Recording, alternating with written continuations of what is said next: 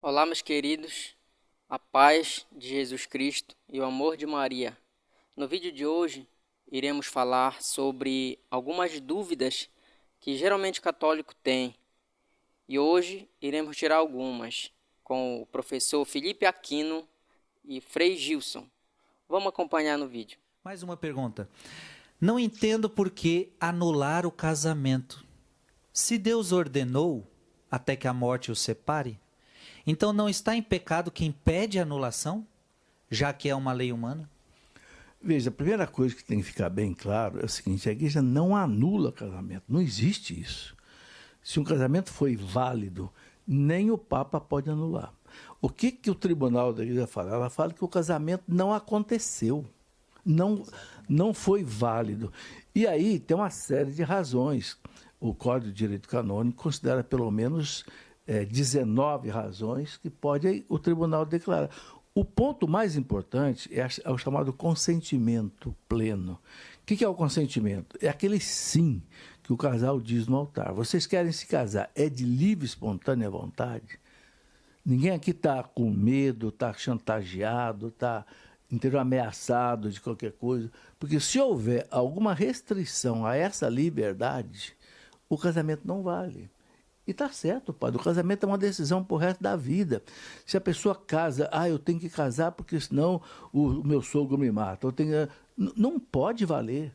Ou se o sujeito está embriagado, ou se o sujeito tem um problema mental, não sabe o que ele está fazendo. Então tem uma série de itens. Eu escrevi um livro, né?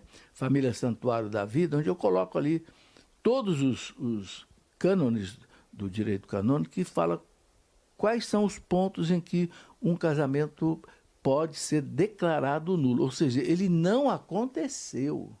Não houve o vínculo. Entende? Então, o casal ele pode até ter morado junto, pode até ter filho, mas se não houve o vínculo, eles não estão casados diante de Deus. Porque Jesus disse, não separe o homem o que Deus uniu, mas Deus não uniu. Então, tem muitos casais que o tribunal declara que não.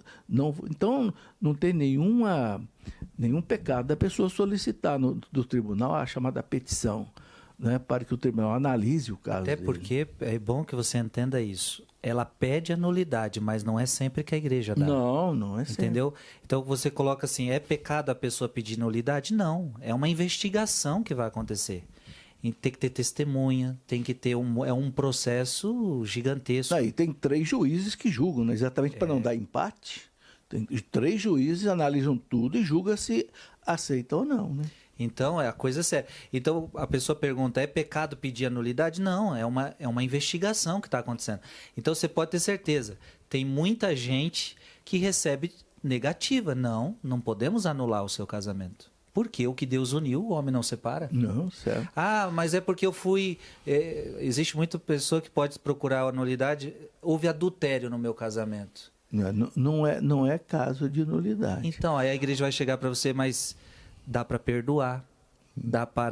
Não é caso de nulidade você receber... Você teve um adultério dentro do casamento.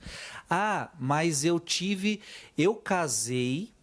E só descobri depois que eu já estava sendo traída. Bom, aí é diferente. Aí é diferente. Você casou enganado. Será que você casaria se você soubesse que você está sendo traída? Não. Se eu soubesse, eu não teria casado. Sim. Então pronto, você foi enganada. Então isso é nulidade. Você dá para entender? Então não é pecado não pedir a nulidade, até porque a igreja não vai dar para todo mundo isso. E o professor deixou muito claro. Não é que anula casamento, né? Não. Declara que não houve o casamento. Não houve casamento. Uma coisa importante de dizer é o seguinte: o que é motivo para que o tribunal declare que um casamento não foi válido? É alguma coisa que aconteceu antes do casamento. Porque se o casamento foi válido, o que acontecer depois não torna mais o casamento nulo. Se houve adultério depois, se um matou o outro, isso aconteceu depois do casamento. Se foi válido, acabou. O que acontece depois é outra história.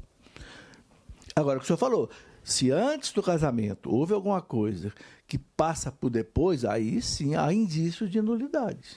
Eu gosto de dar o exemplo do meu pai e da minha mãe. Meu pai e minha mãe casaram na igreja, meu pai e minha mãe. e houve a nulidade matrimonial. E qual é a causa? É justamente o que a gente está falando. Minha mãe casou com meu pai e foi omitido dela uma doença que meu pai tinha, que causou muitos problemas no casamento, problemas graves. E escondeu da minha mãe. Mentira. Então, minha mãe casou sem saber do real problema do meu pai. E aí trouxe muitos problemas para o casamento, muitos. Não estava dando certo, só depois que ela foi descobrir os problemas do meu pai, né? E aí a igreja entende que não houve casamento. Não houve casamento. Não houve o vínculo matrimonial. Ou seja, eu estou dando o exemplo até do meu pai e da minha mãe, porque foi algo que aconteceu antes do casamento, entende? Não foi depois. Não foi depois do acontecimento. Tipo, diferente se minha mãe soubesse. Não, eu sei que ele é assim, eu quero cuidar dele assim, eu entendo tudo, conheço todos os laudos médicos, eu amo ele assim. Aí é diferente, você tem conhecimento. Mas aí se foi omitido de você o conhecimento, né? Sim. Gente, é isso. Aos poucos a gente vai trazendo para você muitas dúvidas, professor, sobre essa questão. Vamos lá. O que a igreja acha da fertilização in vitro? A igreja é contra. O catecismo da igreja deixa bem claro. Existe um documento de 1983 da Congregação da Fé chamada Donum Vitae, o dom da vida, que o catecismo transcreve isso lá no catecismo. Ele fala o seguinte: a criança tem o direito de ser gerada pelos seus pais, num ato de amor. Porque é diferente você gerar um bezerro, você pode fazer até clonagem e tal, uma planta, mas o ser humano não. O ser humano tem alma. Ele é a imagem e semelhança de Deus. Então, a paternidade e a maternidade foi dada por Deus. Deus me deu o dom de ser pai, eu tenho 5 filhos com a minha esposa e tal. Então, a igreja entende o seguinte, que não pode o ato de gerar a vida ser transferida para a mão de um biólogo, de um bioquímico, de um farmacêutico e tal, num tubo de ensaio. É o pai e a mãe que tem que gerar num ato de amor, gerar os seus filhos. O documento chama de ato fundante da vida. O ato que dá fundamento à vida. É a participação do pai e da mãe. Muita gente não sabe disso, até já fez inseminação artificial. Então, quem fez sem saber, não cometeu pecado. Porque eles já falam que quando você faz uma coisa errada sem saber, não é pecado. Quando a pessoa sabe, aí é diferente, né? E outra coisa, né, padre? Isso aí também não é o ponto mais importante, mas há muito absurdo hoje por causa da inseminação artificial, né?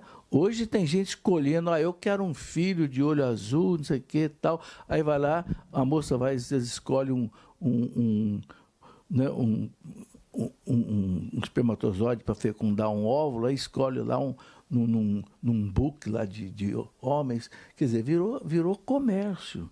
E caríssimo, né? Às vezes paga-se nos Estados Unidos, eu via lá $30 mil para fazer uma fecundação com um rapaz loiro, alto, do jeito que eu quero. Quer dizer, eugenia, né?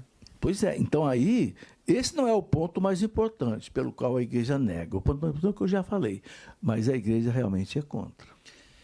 Mas eu não posso ter filho. A melhor coisa é adotar, né, professor? Sim. Adote uma criança. Tanta gente sem pai, sem mãe, você pode ser o pai ou a mãe adotivo dessa criança, né?